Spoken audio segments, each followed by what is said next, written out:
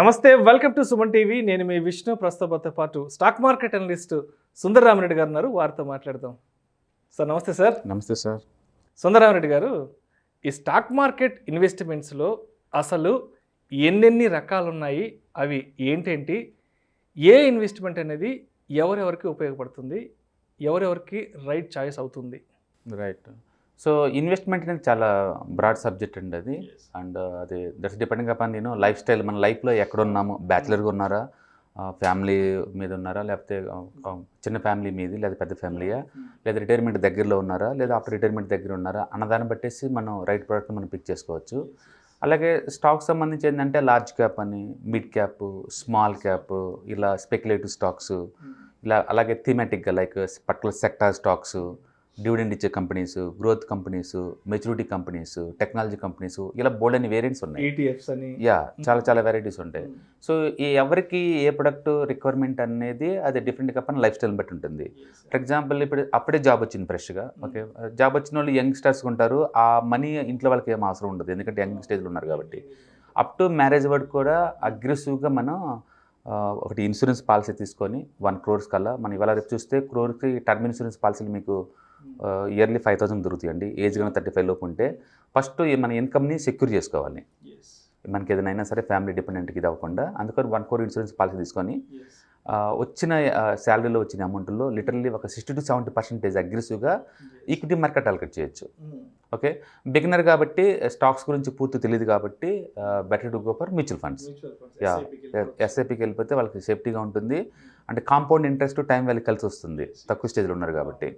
అదే మ్యారేజ్కి దగ్గర ఉన్నారనుకోండి, ఇప్పుడు ఫ్యామిలీ వస్తుంది, మీకు పర్సనల్ వెహికల్స్ అవసరం, ఉండటానికి హౌస్ అవసరం. ఆ టైంలో ఏంటంటే ఈక్విటీ మీద కొంచెం తగ్గించేసేసి లోన్స్ అవి తీసుకొని తక్కువ లోన్లు, హౌసింగ్ లోన్స్ తక్కువ వస్తాయి కాబట్టి మనం హౌసింగ్, పర్సనల్ వెహికల్స్, ఇలా ఫ్యామిలీ మీద కొంచెం స్పెండ్ చేయొచ్చు.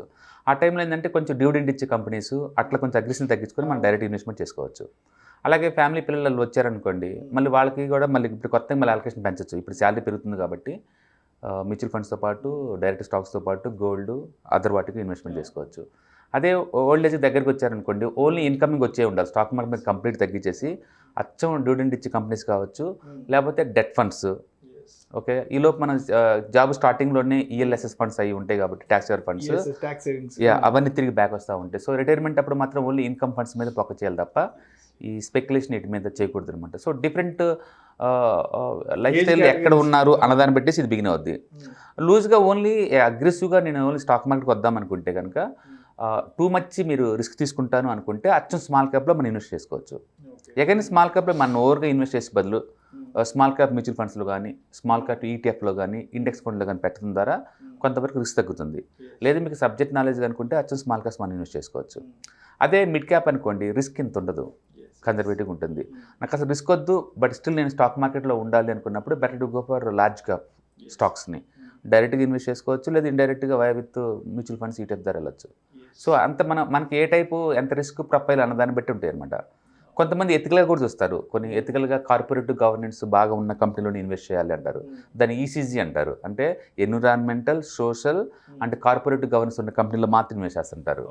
ఇప్పుడు ముస్లిమ్స్ ఉన్నారు, షరియా ఫండ్స్ అంటారు, అట్లనే ఇన్వెస్ట్ చేస్తుంటారు. అట్లా ఒక్కొక్కళ్ళు ఫ్యామిలీ బ్యాక్గ్రౌండ్ బట్టి కూడా అలా ఉంటుంది అనమాట.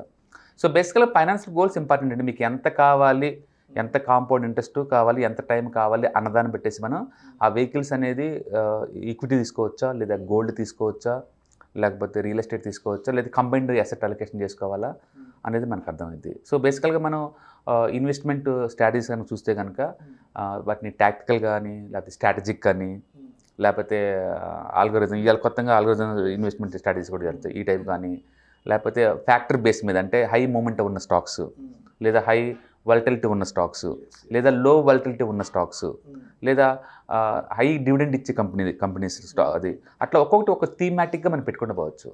సో ఇవాళ రేపట్లో మనం బోల్డ్ అండి. మీరు కనుక smallcase.com అని ఉంటుంది వెబ్సైట్, అక్కడ కనుక వెళ్తే మొత్తం దగ్గరగా ఒక 60 పాపులర్ ఇన్వెస్ట్మెంట్ స్ట్రాటజీస్ ఇస్తారు లిస్ట్. అందులో మనకు నచ్చిన స్ట్రాటజీస్ పెట్టుకోవచ్చు. బట్ ఏదైనా కానీ మీ అసెట్ అలొకేషన్ చేసేటప్పుడు దాన్ని డైవర్సిఫై చేయడం చాలా ఇంపార్టెంట్. ఒకటే స్టాక్, 2 స్టాక్ మీద కాకుండా మార్కెట్ క్యాపిటలైజేషన్ వైజ్ మనం డైవర్సిఫై చేసుకోవచ్చు. ఫర్ ఎగ్జాంపుల్ లార్జ్ క్యాప్కి ఒక 50%, మిడ్ క్యాప్కి 25%, స్మాల్ క్యాప్ 25%. ఇలా డైవర్సిఫై చేసుకోవచ్చు.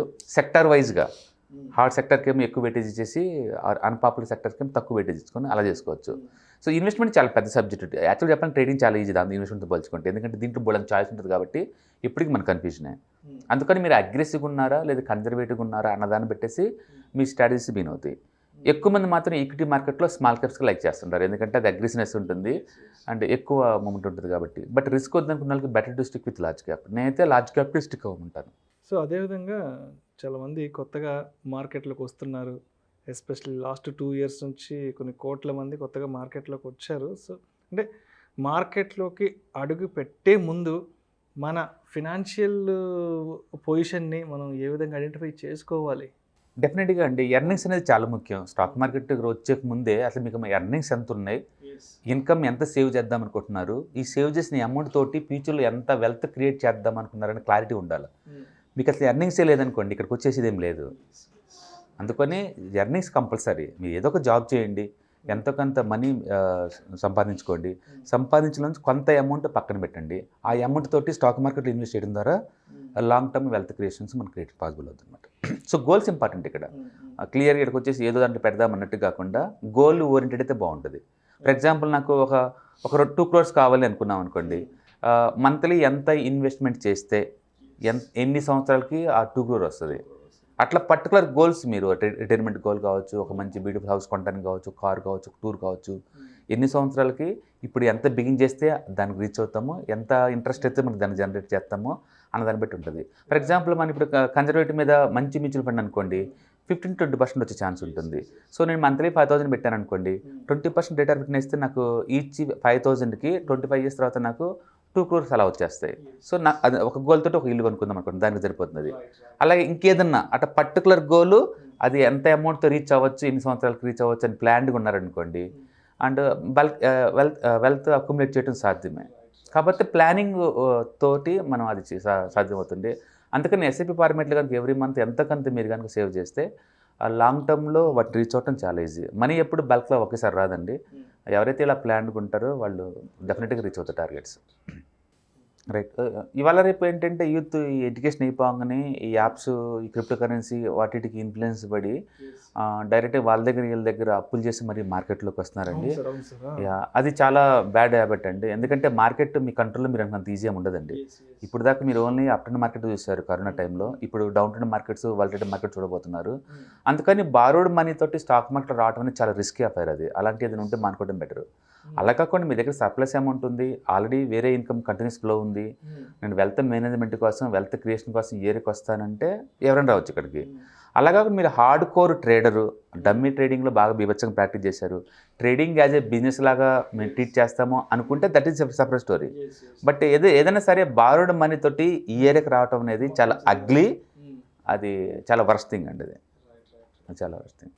సో ఏదైనా సరే మన దగ్గర ఒక ప్యాసివ్ అమౌంట్, ఒక సర్ప్లస్ అమౌంట్ ఉంటేనే మార్కెట్లోకి వస్తే బాగుంటుంది. కానీ సో మన దగ్గర లేని అమౌంట్ని మనం బయట నుంచి బారో చేసి వాళ్ళ దగ్గర నుంచి వీళ్ళ దగ్గర నుంచి అప్పులు తెచ్చి మాత్రం మార్కెట్లోకి ఎట్టి పరిస్థితిలో రాకూడదు అంటారు. రైట్. అది worst idea. Right. Thank you sir, thank you so much Sundararamireddy గారు. ఈ స్టాక్ మార్కెట్ ఇన్వెస్ట్మెంట్స్లో ఎన్ని రకాలు ఉన్నాయి, ఎవరెవరికి ఎటువంటి ఇన్వెస్ట్మెంట్ ఆప్షన్ బాగుంటుంది, సో అదేవిధంగా ఎటువంటి పరిస్థితుల్లో స్టాక్ మార్కెట్లకు అడుగు పెట్టొచ్చు అనే విషయాల గురించి మన ప్రేక్షకులకు మీ విశ్లేషణ ద్వారా చాలా చక్కగా వివరించారు. Thank you so much sir. Thank you sir. ఇలాంటి interesting videos and valuable information కోసం వెంటనే మా సుమన్ టీవీ మనీ ఛానల్ను సబ్స్క్రైబ్ చేయండి, లైక్ చేయండి, షేర్ చేయండి. అదేవిధంగా మీ అభిప్రాయాలను వీడియోస్ కింద కామెంట్స్ రూపంలో మాకు తెలియచేయండి. This is Vishnu signing off.